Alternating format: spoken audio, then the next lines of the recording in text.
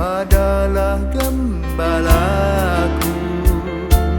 takkan kekurangan aku.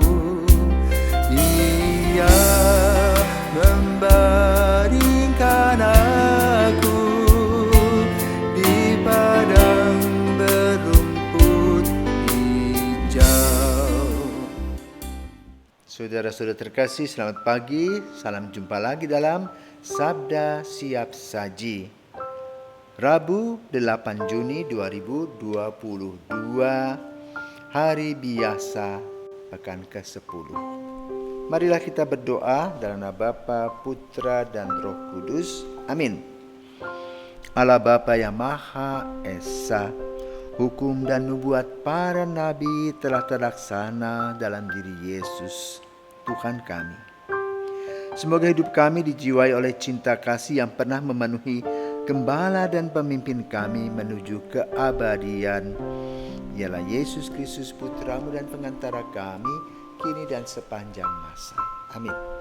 Tuhan bersamamu dan bersama rohmu. Inilah Injil Yesus Kristus menurut Matius. Dimuliakanlah Tuhan. Matius bab 5 ayat 17 sampai dengan 19. Dalam khotbah di bukit, Yesus berkata, "Janganlah kalian menyangka bahwa aku datang untuk menjadikan hukum Taurat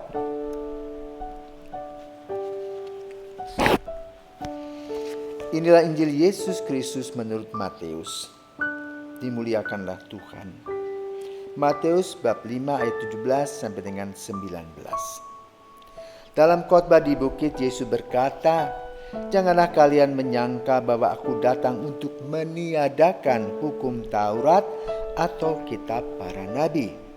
Aku datang bukan untuk meniadakannya, melainkan untuk menggenapinya. Karena aku berkata kepadamu, sungguh selama belum lenyap langit dan bumi ini, satu iota atau satu titik pun tidak akan ditiadakan dari hukum Taurat sebelum semuanya terjadi. Karena itu siapa yang meniadakan salah satu perintah Taurat sekalipun yang paling kecil dan mengajarkannya demikian kepada orang lain, ia akan menduduki tempat yang paling rendah di dalam kerajaan surga. Tetapi siapa yang melakukan dan mengajarkan segala perintah Taurat, ia akan menduduki tempat yang tertinggi di dalam kerajaan surga." Demikianlah sabda Tuhan, terpujilah Kristus. Saudaraku terkasih, ada kebiasaan yang baik dari keluarga-keluarga Yahudi. Sejak dulu mereka biasa mendongeng, menceritakan tentang apa yang dilakukan oleh nenek moyang mereka dengan tekanan takut akan Allah. Maka hukum Allah perlu dilakukan dengan sungguh-sungguh.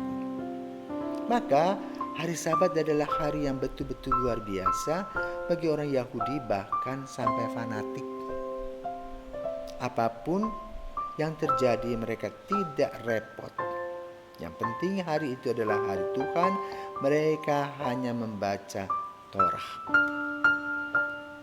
Jadi perlu katakan mereka hafal Taurat itu.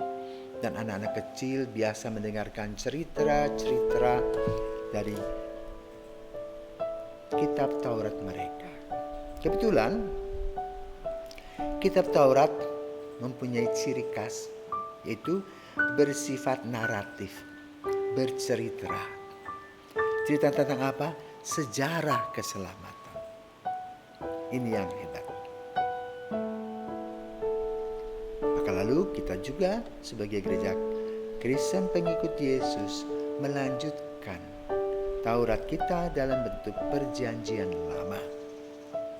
Dan dalam perjanjian lama direfleksikan apa yang ditulis oleh Musa, mulai dari kitab Kejadian, kemudian perjalanan hidup, dalam Keluaran, lalu juga untuk imamat, bilangan. Semuanya ditulis dengan begitu rinci.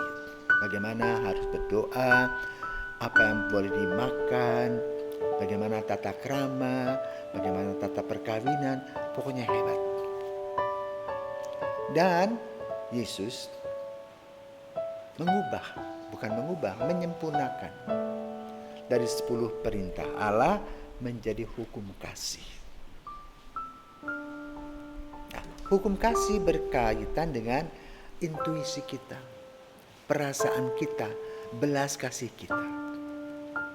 Dan di sanalah Yesus mengajarkannya agar kita faham apa artinya cinta kasih yang terurai dalam relasi Tuhan dengan manusia, manusia dengan Tuhan, dan juga antara manusia berbentuk salib.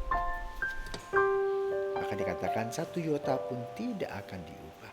Jadi kunci persoalannya adalah Yesus juga ingin menekankan takut akan Allah dan hormat terhadap kehidupan manusia yang diciptakan oleh Allah sebagai citranya. Maka pada hari ini kita mendengar, aku datang untuk tidak meniadakan hukum, melainkan melengkapinya. Dan betul, kalau kita perhatikan dalam kitab Kejadian, pada awal mulanya adalah firman yang melayang-layang, dan firman itu menjadi manusia dan menjadi sang penebus serta juru selamat. Inilah tugas dan fungsi Yesus, melengkapi sejarah keselamatan.